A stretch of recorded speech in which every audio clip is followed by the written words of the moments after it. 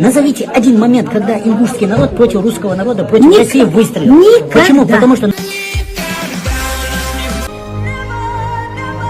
наши предки завещали жить братским народом. Это братский народ. У нас словами не разбрасывать.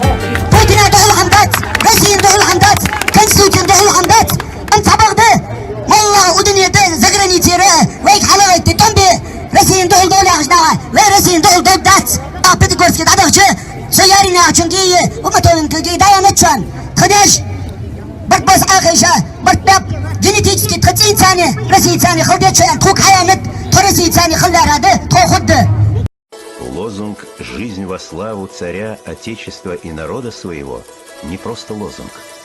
Эти слова вписаны в сердце каждого ингуша, чьи предки были офицерами русской армии, поражая русских братьев своей отчаянной смелостью, отвагой и храбростью.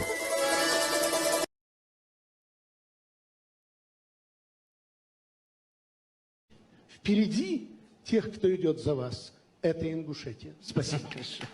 Спасибо. Это все привело к тому, что я сегодня чувствую себя, думаю по-русски, чувствую себя гражданином России в полной мере. Я больше общаюсь и дома по-русски, нежели на своем языке. Ингушетия дружнее всех проголосовала на выборах президента России. Для здешних жителей Путин и Дядиков как Бог-Отец и Бог-Сын. На них молятся. И за них тоже. Так и Путину передайте наш славу. Мы его уважаем. И если бывает возможность, даже целуем мы его. Целуем мы его.